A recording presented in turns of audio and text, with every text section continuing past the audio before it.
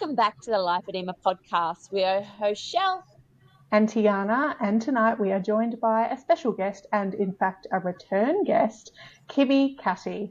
Hello, Kimmi. Thank you for coming back to us. Well, thank you for inviting me. It's lovely to see you girls again. And you. And can I just say, when we're looking at all of our episodes that we've done since the inception of the Lipoedema podcast, your episode tracks very, very highly. So we're so grateful to have you back on and to get some updates from you today.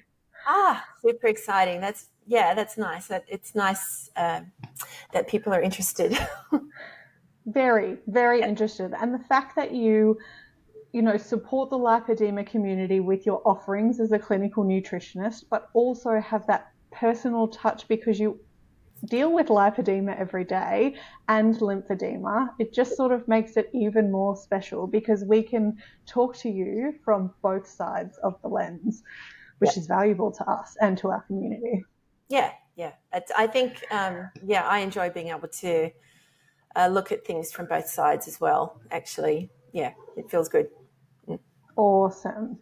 Well, on that, I'd really like to start with your personal journey because last time we spoke to you, you were getting prepared for your surgery in Germany, and we'd love to hear about what that experience was like for you. Yeah, so it's 6 months now, I think, since I had my surgery, just over 6 months. I can't believe it. Time goes fast. I know. So it was September 7 when I had my surgery, and preparations for the surgery and my experience of having surgery were both pretty intense, actually. I'm that girl who throws everything at the wall, like everything I've got, I'm throwing it.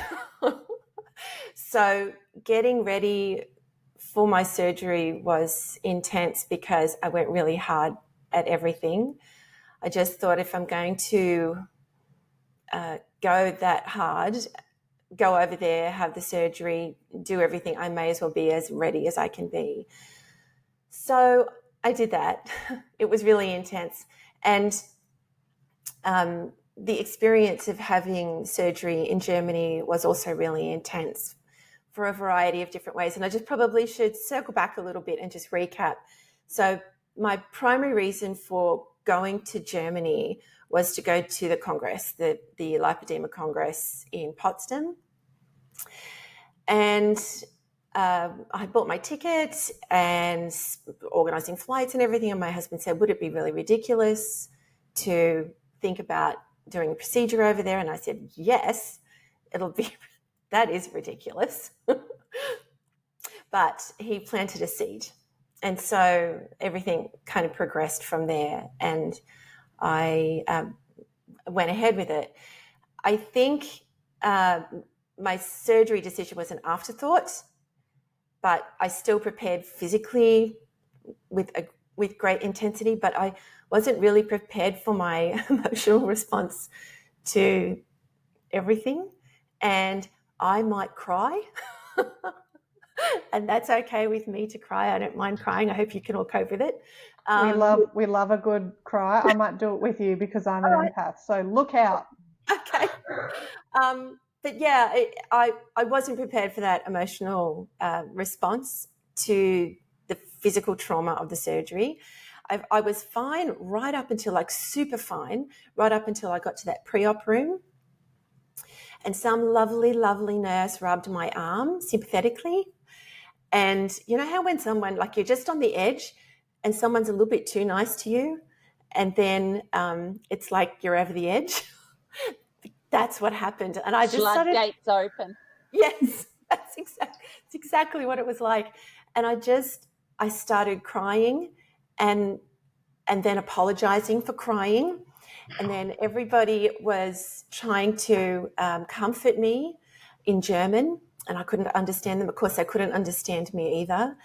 And yes, and then the poor anaesthetist was trying to hurry up and get me under, just to put an end to it all.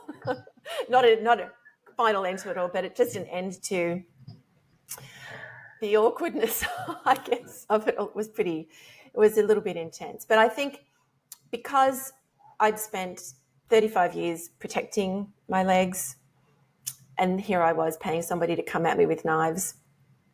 There was a significant communication gap with the language. And I'd also had some specific problems with intubations in the past, and that wasn't picked up during our communications before the surgery.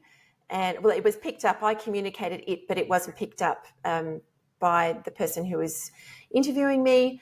And I ended up having a difficult intubation and then difficulty recovering from that. So it was... I'm trying to not say so much.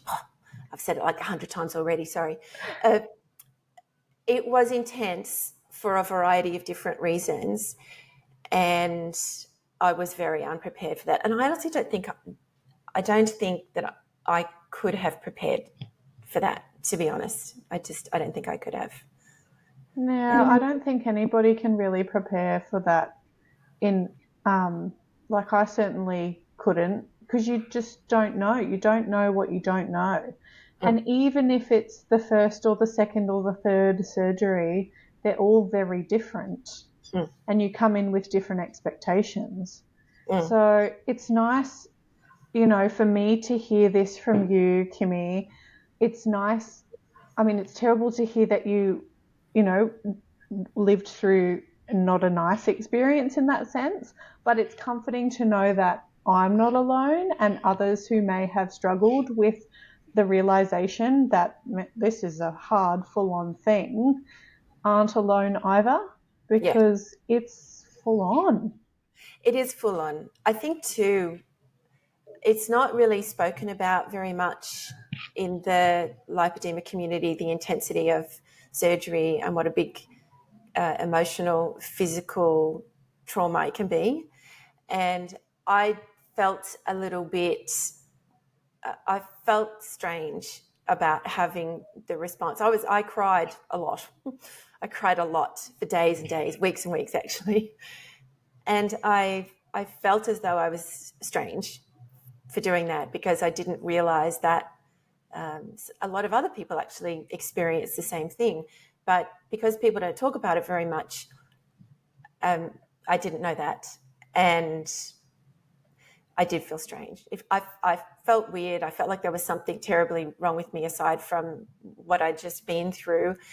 And so it was really nice when people started reaching out to me and saying, oh my gosh, yes, that happened to me as well. And I was, thank you for telling me, because now I don't feel so strange. And that was I really appreciated people reaching out to me and explaining what they went through as well. Nice. There's such a power in community, and we hear that time and time again. Yeah. So apart from that, psychological aspect of the surgery, how did it go physically for you, and the results? How did those things go? Yeah. So physically, I recovered really quickly. And I've just said again, sorry. And I have to stop apologising for it as well. No apologising. My recovery went really well. I'm really happy with my results. I had full fronts done. That's what Gotcha. I had done. And so there's still some work at the back of me, but I can't see that. So I'm trying to ignore it at the moment.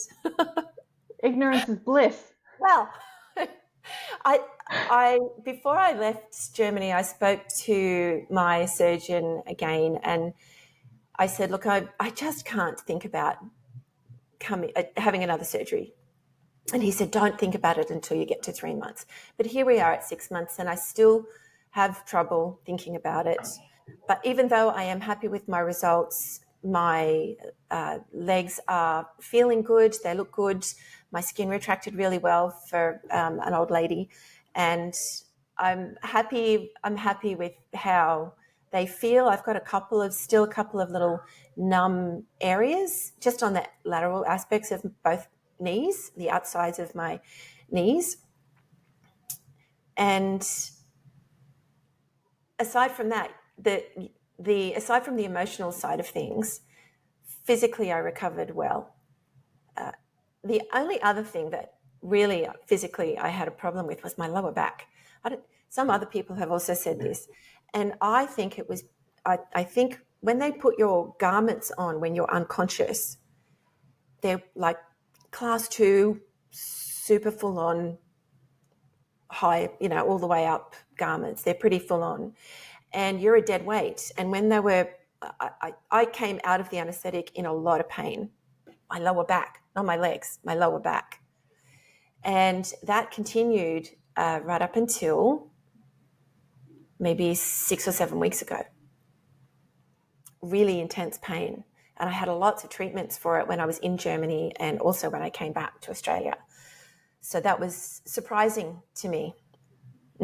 Yeah. Do you know, like, have you been able to sort of dissect that a little bit and know what might have occurred? The only thing that I can put it down to is getting those garments on. Yeah, gotcha. And perhaps some soft tissue damage, perhaps. But I'm good now. I'm great now. It cleared up it was about 6 weeks ago, cleared up. And I haven't even thought about it since then until I was, thinking about what we were going to be talking about tonight. So, Nice. yeah. A distant memory. Almost. Even when I like lay down flat, like I can't lay down completely flat for long. I need to bring my knees up. So imagine that strain on your back while they're working on your legs as well. So your lower back's probably already under all of that pressure from then pulling and pushing and prodding you. So yeah, and then putting the garments on. So that's probably all contributed to your poor back. Probably. I didn't end up getting any scans or anything for it. I was just trying to manage the pain, and I've just had a whole bunch of treatments, like lots and lots of different kinds of treatments. I'm just glad that it's good now. So are we. Thank you. Before we move on to another one of our questions, I just wanted you to expand a little bit because you did mention that you threw everything at this, as is your personality. But I want you to specify those things that you did for our audience, if you could.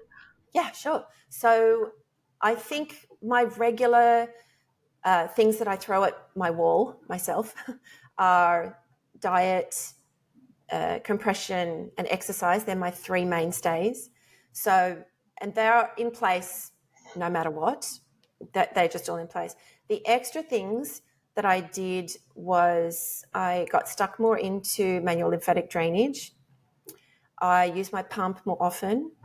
I used red light therapy more often, more diligent with it.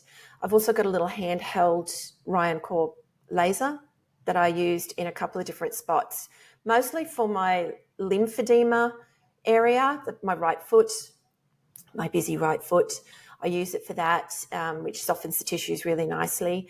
And the other thing that I did, which was super, super fun, was ice bathing, cold water immersion. I did that for 6 months prior to, so I've been doing it since March, it's a year, since March 2023, I started doing cold water immersion seriously. And I was up to every second day I would have an ice bath. And I got better and better at it. So they were my mainstays. And since we've been back, I had to have a break from the ice bath because that hurts when you've got nerve regeneration going on. Ice baths hurt a lot. I did try when I got back to Australia. I think it was about 6 weeks after the surgery, I tried to have an ice bath, and I just got in and just got straight out because it was excruciating. Since then, we've added the sauna as well as the ice bath. So once a week or twice a week, we'll have an hour and a half session, sauna, ice bath, sauna, ice bath, sauna, ice bath. And I love it. I love it so badly.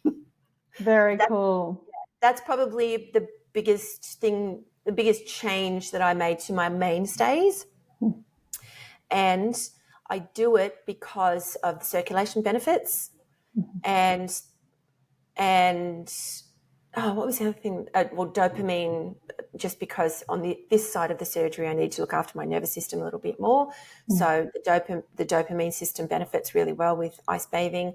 And the other thing was the healing aspect of it. Yeah, I'm so curious about cold water immersion or ice bathing, in particularly for, our stress response, because there's good stress, and you would think that that's a good stress. Same with like fasting, but we can always have too much of good stress, and if we're recovering from surgery and that's very stressful, how do we know where our tolerance levels are for that good stress not being very good anymore? And Yeah, I great. get very confused with when to do it and when to like hold back. Yeah, that's a really great question. I think my attempt at doing it at about 6 weeks was probably okay, only that the nerve pain was too much. I wouldn't do it any earlier than that. And cold water immersion is a stressor on the body, but it's an acute stressor on the body. Now, if you've got chronic stressors on the body, then they're not great. You don't want to be bathing in high levels of cortisol constantly. That's not great. But the cold water immersion, that acute stressor, and you can see it if you wear some kind of tracker, like an Oura ring or your Apple Watch, you can see what happens when you get in. I can tell at what time, at what point on my tracker I got in to the bath, and because my heart rate changes, and of course my body temperature does as well, but that's just going to happen, right? But it's my heart rate that changes, but then it comes down and levels off very soon afterwards. You can tell the acute response. What we're trying to be avoiding is chronic stressors like undereating, consistently undereating. That is a chronic stressor. We need to Or be, lack of sleep and those things that are prolonged. yes, lack of sleep. We've had that at the moment. One last question before we move on, and this is a personal one, because when I was going through my surgery recovery, I was really keen to get back to exercise, and I remember having a chat with you about like that keenness or the desperation to get back to activity. And I remember you saying something about muscle wastage or just going at it too quickly, too hard, and I'd really like to hear a bit more about that. Yeah, I'm really glad you brought that up, actually. And I didn't make any notes about that. And perhaps in hindsight, I should have, so that I can be a little bit more specific about it. But when you have a big trauma to the body over a big area of the body, like your whole legs, your body goes into, firstly, the inflammation mode, which is part of healing. And that's what we want. We want to allow that to happen. We want to allow the healing to happen. And so inflammation is a part of that. So what we don't want to be doing is dampening down any healing, any anti-inflammatory, any inflammatory process. Then we want to let that actually happen. The next thing that the body does is it starts to try to heal itself. And to do that, we need amino acids. Amino acids are the healing and repair blocks for the body. We can't possibly consume enough protein to recover from the amount of trauma that happens to the body in a surgery like this, in these big areas. And so what the body does, it just goes into automatic mode. We need to heal this massive area of the body. We will start stripping down bone tissue and muscle tissue so that we have the amino acids for healing and repair. Now, if you add on strength training or anything other than mobilization, when I say mobilization, I mean just walking, right? Mm-hmm. If you add on anything other than that, you're using those amino acids even more so. Your body just needs to just strip even more down. And so you're actually losing muscle tissue and bone tissue even more if you add training onto your healing program. And that's been well established. There's a couple of excellent papers that I read about this process. It's well established as a process. And in fact, when a person has had a really huge trauma, like maybe in a burns unit.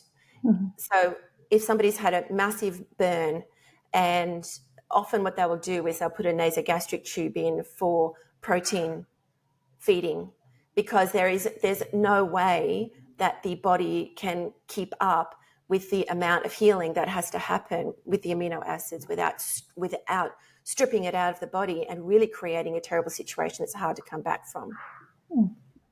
Does that make sense? Yes, and it's so funny because the way you explained it, I'm sitting there going, oh, of course. I mean, because really exercise, well, especially strength training, is actually you creating micro tears in your muscles, and then you need the protein to like build it on up again, and then it's the recovery process that makes you stronger. So when you think about that, of course.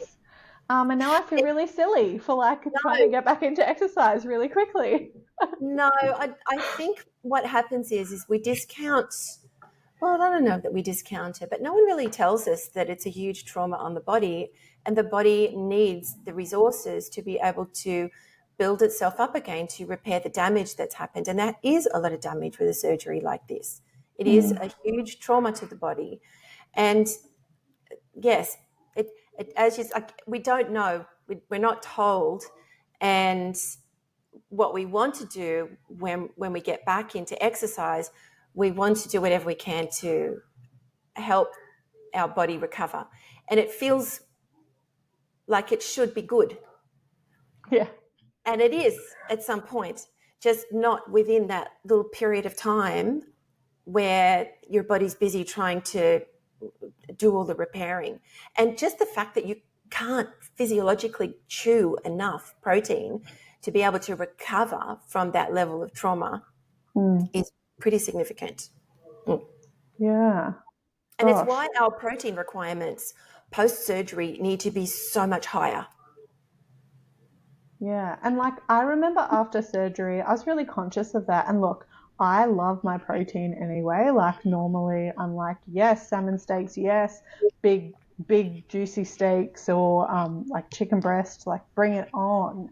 And I remember post-surgery, and I was so grateful to have my mum as my carer, because she would make the most beautiful meals, and it would be like stir fries that had lots of beef in it and gorgeous like green vegetables, and like it was protein centered food. Yep. And I knew that that was the best way to go, but I also really, really enjoyed it. Like it was the way that I'd like to eat all the time if I can. Yummy. Yeah, delicious. I'd love to go back to that time. I wish my mother's my carer now. But she's not. Now I have to organise what to eat every night. Such a pain. So the last question, because as you were saying, you were in Germany to go to the World Congress. What an extraordinary experience on top of recovering from surgery that week or 2 weeks. Was it 2 weeks or 1 week before the conference? I had my surgery 5 weeks before the conference. Congress. So there was lots of time.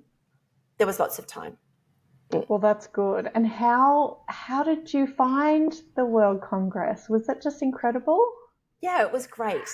It was great. I met a lot of amazing people. I loved chatting with. There was lots of community, lots of things to learn. It was intense. It was a really intense time. The presentations, they're all actually available now on the website for people to watch for free. The presentations are 10 minutes each, and there were 3 minutes for questions, and then there was another presentation. So it was like back to back. I think over the 3 days, I think there was like 70 something presentations, which was a lot for a little brain like mine. And my tired body as well, because of course, it was. But I knew that the recordings were coming, and so I didn't put a lot of pressure on myself to take in any more than I wanted to enjoy taking in at the time. I knew that they'd be coming, and I've just been making my way through them again slowly and cherry picking which ones I want to listen to again. But they're good. They're good. There's some really good information that came out. It was a great sense of community. There were so many people there. Yeah. It's fantastic. Yeah, extraordinary that you got to collaborate with like-minded people, people that are on the same mission as you. Like, that must be so refreshing. Yeah, it was. It was really nice not having to explain to anybody what it was. That we all, like everybody there knows what lipedema is. And that was really sweet actually. Just that we all had a baseline, no matter whether they were healthcare professionals or sufferers like me. We all just knew. So it was a lovely baseline. That shared understanding of what lipedema was. That's yes, yeah, exactly. Yeah, that's great. Yeah. All right, I think I'm going to jump in now. You're right, Tiana, if I jump in? So, Kimmi, you spoke about throwing everything at the wall to prepare yourself for surgery. And I've come to understand that we do that so that we are in the best shape we can be once we get on that table. Because I had a meeting with a doctor, a surgeon, and he said it's a timing thing. So the best condition I am in when I get on that table, the more diseased tissue he can get rid of. So I was like, okay, that sounds great. Yep. But he then told me that because of my BMI, he wanted me to see a metabolic physician, which I then come to understand is someone who organises like bariatric surgery and the GLP-1 medications. So my understanding through all of this is that these are weight loss products, not necessarily fat loss products. So it's not necessarily going to get rid of my lipedema, just my lifestyle fat. Am I right? Is that my understanding right there? That's my understanding. Yeah. So overall, I just want to put an overall umbrella over this. I love a great medical referral, right? You want your good people, your good medical professionals in your life to give you good medical referrals. And I think if your surgeon suggested chatting with somebody like that you should chat with them. I do. I really, really do. Because it's, and not with a view of going through with necessarily a procedure, but just to have the conversation. You go there being open, you go there asking questions, and you go there expressing your concerns. And you find out everything you can and be honest about your concerns. They may not know anything about lipedema, but they know their field. You know what I mean? And it might be that it's appropriate for you. Having said that, and that's what I would do, actually. If I was in your shoes, I would go ahead and have the discussion, because I do think it's important to get as much information as you can before you make decisions either way. But if there's one thing that we know for sure about lipedema, is that diets, and I've got my little air quotes here, diets don't work. And when I'm using my air quotes when I refer to diets, I'm talking about low-calorie diets. I'm not talking about ways of eating. I'm not talking about your usual food intake. I'm talking about what people think when they talk about diet. And for lipedema, the one diet we know that doesn't work for lipedema is a low-calorie diet. We don't actually, no other diet's really been tested. Actually, no, at the Congress there were a couple that are mostly low carb or ketogenic, but even some of those ones were painfully low calorie. It was heartbreaking, actually, to listen to that.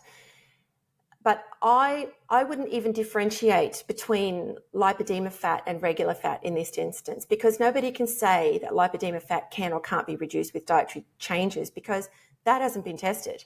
No one's taken biopsies of us at certain points in our dietary progress, right? No one's saying you can only lose, well, people are saying you can only lose lifestyle fat, but we don't know that we're not reducing lipedema fat. It probably would have a lot to do with how much fibrosis is in the tissue. It would have a lot to do with other metabolic factors that happen when your BMI is a little bit higher. But the problem that we have to keep at the front of our minds is that we are constantly looking for, and we are constantly admonished to eat less food, to eat less than our basal metabolic rate. And people who are listening to this now, you can just Google what your basal metabolic rate is. You just punch your numbers into, there's so many calculators on the internet. And you just don't want to be eating below your basal metabolic rate. That's for lipedema. You want to be eating somewhere in between your basal metabolic rate and your total daily energy expenditure. And somewhere in between there is your sweet spot. But when we tell ourselves to lose or to eat less, and we're continually admonished to eat less, we know that doesn't work because it drops the metabolism down. So my concern about seeing somebody like that might be if a person is already an undereater, that's a problem, right? If somebody's basal metabolic rate is, say their basal metabolic rate is at 1,400 calories and they go on a 1,200 calorie diet, that's undereating.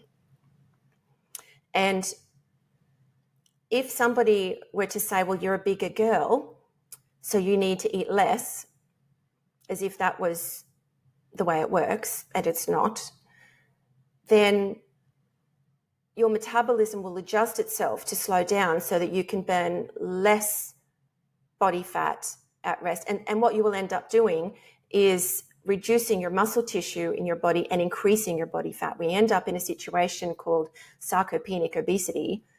And that's where a lot of people with lipedema end up, because they'll have shakes all day, not even all day, maybe once or twice a day, and then one will salad or something like that. And so if the aim is to get you to eat less and you're an undereater, that's a problem. Now, if a person is an overeater, if they're eating above the total daily energy expenditure, then yes, it's overeating and undereating are both problematic, but there's a big sweet spot in the middle. Like there's a big area to move, right? And you can adjust your appetite with meal timing, food choices, and other lifestyle factors. Having said that, there are quite a few people in the lipedema community who have got great success with surgical intervention, bariatric procedures, and also with medications. But even then, food is still always going to be a part of the lipedema solution. Always. We can't get away from that. And in my experience, appetite problems, either too high or too low, are physiological expressions of leptin dysregulation. And that always shows up in people's blood work. And it can be rectified. It takes time and effort, but it can be rectified. Did I answer your question? Thank you, Kimmi. Yes, absolutely. You answered, yeah. I just got confused because I was like, well, I've got lipedema. Why are you now sending me for weight loss surgery or to find out about weight loss surgery? And I was a bit conflicted, like, if I do my hip to waist ratio, I'm healthy. It's just my BMI isn't. And so that's where I just wanted to get your opinion on that. That was all. So I sort of hijacked the podcast for my own No, I'm really glad that you asked. I'm really glad that you asked, because turns out I can't say frequently enough that people need to eat enough food to be able to have a robust metabolism to have a normal body fat level or a healthier body fat level. If I had time, I have 1,000 stories to tell you of people who started to lose body fat when they started eating enough food and when their meal timing improved. Like I'm just going to say, we shouldn't be fasting in the morning, and particularly women should not be fasting in the morning before training. Like women who are training on an empty stomach. You're calling me out, Kimmi. Sorry. But I need to hear you. I need to hear these things, facts, and I'll take it. But damn it, we need to fuel our exercise. It's the research that's been done on fasting has been it's successful with men, obese men, really successful for obese men, and not as successful for obese women, but they still did gain some improvements. But physically active women had the poorest outcomes.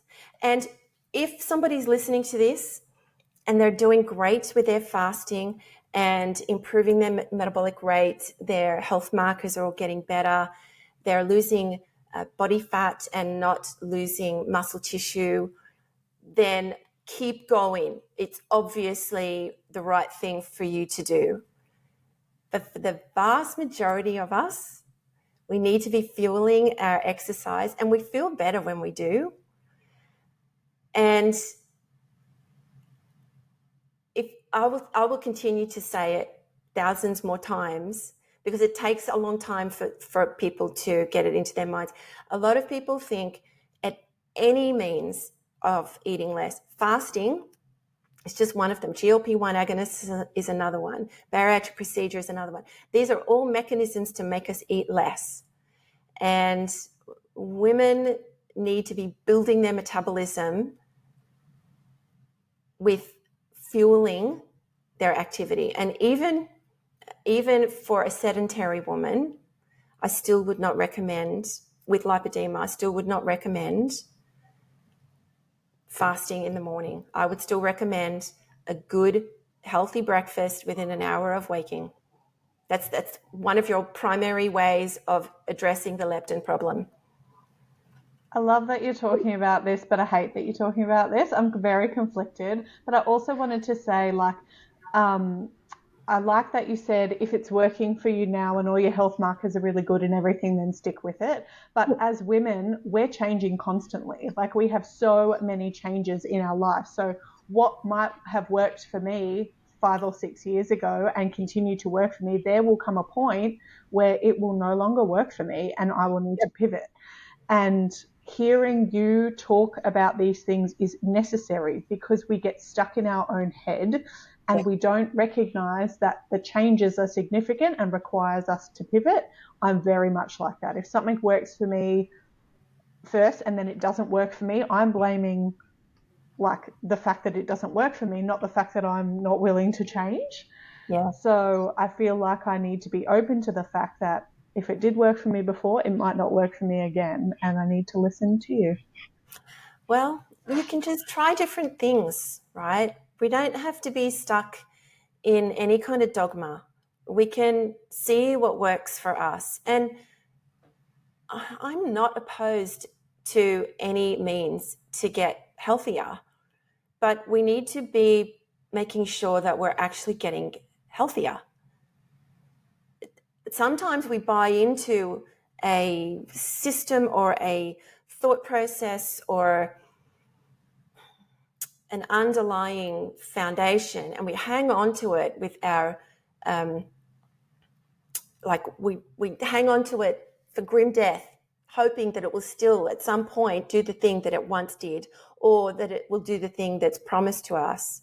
But if it doesn't, if you've given something a 6-month solid go, like a really good go, and it's not worked, move on. But make sure you're doing it properly in the first place, right? Anyway, sorry. You need to hear that, and I have to sort of admit that I have been having my breakfast a bit later this week, and when I get to the pool, I then get a pain in the stomach. I'm like, I haven't got the energy to keep walking in the pool because I haven't had my shake before I went to the pool. So I will start having my shake before I go to the pool in the morning. I think too, because we have the complexities of our sex hormones. I mean, men have sex hormones as well, but women have the complexities of puberty, perimenopause, menopause, pregnancies that really do throw a bit of a spanner in the works in relation to our body composition and our neurological health.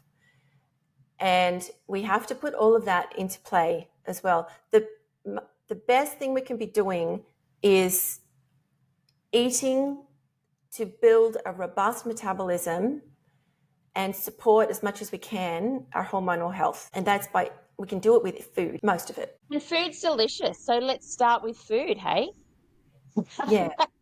Can I also say there's going to be a lot of people listening to this who have a really terrible appetite in the morning, and they'll just be like, sorry, I just want to go with what's natural for me, and my appetite's really terrible in the morning, and it's just naturally that way, and I just can't eat. And I am that girl. I was that girl, I will say. And when I'm having a bad, gone. But the one meal that I will always make sure that I eat, because I know how this works, is breakfast within an hour of waking. It's just a not negotiable, because my primary drive is to make sure that I enjoy my life. And I can't do that without a robust metabolism and a healthy hormonal system. Yeah, it makes a lot of sense when you explain it like that. And look, I probably did have an appetite and ignored it for the purposes of learning how to fast at the time. And then it became habitual, and now it feels more convenient to my life. I'm like, I don't have to think about food until lunchtime. Thank God, because food is so annoying to have to think about for 6 times a day. Like, I don't even want to think about what I'm cooking for dinner, especially because I have to cook for picky, 6-year-olds and then a picky husband. Like, I'm so over it. I'm so over thinking about things to make. So if I only have to worry about food from 1 p.m. to 6 p.m., thank God. But I take what you're saying, like, I mean, eventually that's not going to work for me. And there are ways around that too. You can do meal prep on the weekends. We don't have anybody else living at home with us except for this dog. And we do meal prep on the weekends because it just makes life easy. Like, no one's standing in front of the fridge going, I have to start from scratch, because we already started from scratch on the weekend. I always give people meal prep suggestions to help them get ahead of the game. Even all the young, cool people are doing it too, I've noticed lately. It's a thing. Neither young nor cool, and I'm not doing it. So maybe when I start doing it, I will be young and cool again. Maybe. Let's see. Channel that young, cool Tiana. We always have eggs and cheese cut up in the fridge. We've always got boiled eggs, cheese. Yeah.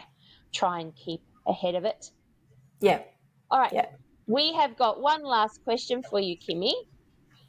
So, since our last chat, there's been new research around supplements for fibrosis, in particular the sulforaphane. Yes. Can you explain how these supplements work and if they're effective for lipedema? Yeah, I can. So I've got notes here because I just didn't want to leave anything out. So I'm going to be going through the notes just to make sure that I get it all. So the paper is called Sulforaphane Reduces Adipose Tissue Fibrosis via Promoting M2 Macrophages Polarization in High-Fat Diet-Fed Mice. It was published last month. I ended up going and buying the paper because they were only publishing the abstract, and that just annoys me. So I got the full paper and I've pulled it apart as much as my brain can manage. So let me just speak to what sulforaphane is first. It's a chemical that's found in cruciferous vegetables and larger quantities in broccoli sprouts. They're hard to grow. You can grow them. I think in my last newsletter I put a link to a website where a lady taught us how to grow them. And I have trouble growing things. But I just know that some people who read my newsletter would for sure be all about the growing of the broccoli sprouts. So I put the link in there. So yes, you can grow them yourself, but the mice were not eating broccoli sprouts. They were eating an extract. I don't think we could even get them to eat the sprouts. But that study did not specifically test for lipedema. So what they found was that sulforaphane inhibits fibrosis in adipose tissue, And I think a lot of people don't understand that regular obesity involves fibrosis in adipose tissue as well. It's not just lipedema tissue. So that's what the study was looking at.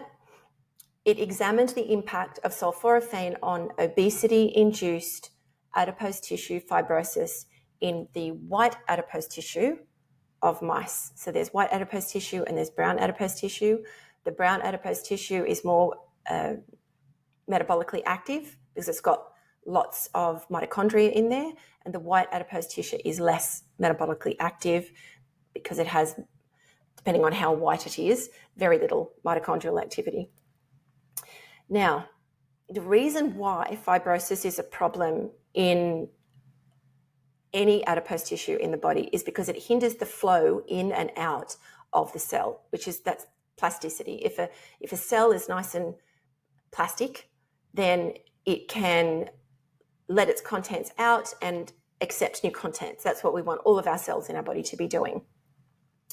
But when the flow is hindered, when the cell is fibrotic, that leads to a fatty buildup in other tissues like the liver and the muscles, and it affects the metabolic health of the whole body. Now, what they found was that sulforaphane, should I talk about this bit? It's a bit techie. Should I talk about it if it's too techie? We have a pretty intelligent community, I reckon. So go for it, Kimmi. All right. So it works via promoting polarization of the M2 macrophages. So the M2 macrophages are associated with wound healing and tissue repair. M1 are associated with protection against bacterial infections and viruses. So it's the M2 that were targeted. And it significantly reduced, it significantly reduces the extracellular matrix deposition and altered the expression of genes related to fibrosis. So that's what the sulforaphane did, which is interesting in relation to lipedema because the extracellular matrix is implicated in the development of staging for lipedema. And of course, the expression of genes related to fibrosis are likely also implicated in lipedema. So that's how they believe the method of action took place in their research. The improvements were a statistically significant reduction in leptin levels and insulin resistance, which is imperative in the management of lipedema, leptin in particular, and insulin right up there as well, but leptin in 100% of lipedema cases. There was a restraint of excessive collagen deposition in the adipose tissue, which is good. So that was an improvement. Another improvement was the transcription levels of genes associated with fibrosis were reduced in the sulforaphane mice. And the white adipose tissue fibrosis and metabolic abnormalities in obesity were dramatically improved in the sulforaphane group mice.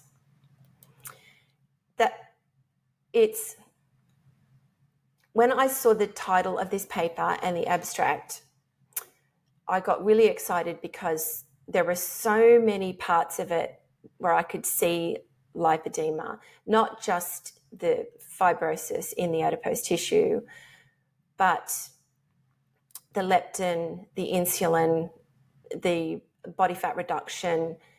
They're all worthy players in the game that we're on. The limitations of this study is it's a mouse study, right? And with a mouse study, this is why they use mice.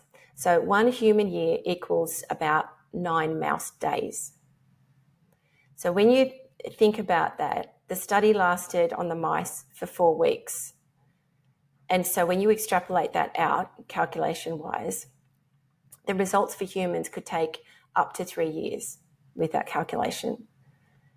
And that's not great news because it does mean that for you to get a similar response in a human body, that you would have to be consistent with dosage, quality, and consistency for about 3 years to see a change. And we want out now, right? Also, it mentions a high-fat diet for these mice. So that's how they got right? them. That's how they got them obese. I see. Okay, yes, I missed that part. Okay. So they have mice that are bred for special purposes for laboratory work, and yes, sadly, they made them get fat, and they used a very high-fat diet for that. I actually have a friend who feeds the mice in the labs up at Sydney Uni. It's sad, but good work, but sad. And the other limitations were it wasn't done on lipedema fat cells. That's problematic. But also, if it's done on people with lipedema, we have to wait a long time, and there can't be a randomized controlled study on it, because you can't not give the answer to people, right? You can't not give the person the thing. That's mean. And so we still have a lot more research to do, but I am on the sulforaphane. And the other, there's some, sorry? Me too. I'm on it too. Good, Yep. good. Yeah, I think there are other benefits to it as well. It's neuroprotective, it's cardiovascular protective, it's protective against some kinds of cancer. It's good all round. It's good for liver health. It's a good supplement. It's a good supplement. I will say, actually, though, sulforaphane antagonizes, which means that it reduces the effects of 3 medications, one of which a lot of people with lipedema might be on, and that one is furosemide. I think it's a loop diuretic. So if you're taking furosemide, verapamil, or ketoprofen, then you would need to talk to your doctor before you would start using sulforaphane. So you don't want to have the effects of your medications reduced by using sulforaphane. So audience, don't jump onto iHerb and search it. No. Please talk to your medical professional. Get some advice on it before you just start taking it. As Kimmi said, it has can affect other drugs you are taking. Yeah. The other thing too is that if you don't get it from iHerb, because you won't be getting enough of the active ingredient. You've got to get something that's got the really good. Well, that was our last question, Kimmi. Thank you so much for coming back on and joining us. We really appreciate it. Thank you. Bye. Bye, Kimmi.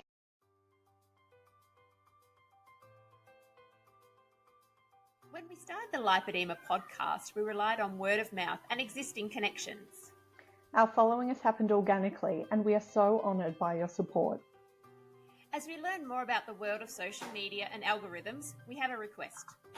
When you are listening to our podcast or watching on YouTube, let us know what you think. Hit follow or subscribe. Leave us a comment or write a review. The more engagement we get, the more our message is shared. And the greater our reach to those women suffering in silence. Thank you for listening to the Lipoedema podcast. Lipedema and its symptoms vary from individual to individual. The opinions and advice voiced in this podcast are of a personal nature and used for educational purposes. Please take away from this podcast what resonates with you, and please see your GP or preferred specialist for diagnosis and healthcare. We are Shelley and Tiana from the Lipoedema podcast. Until our next episode, bye for now.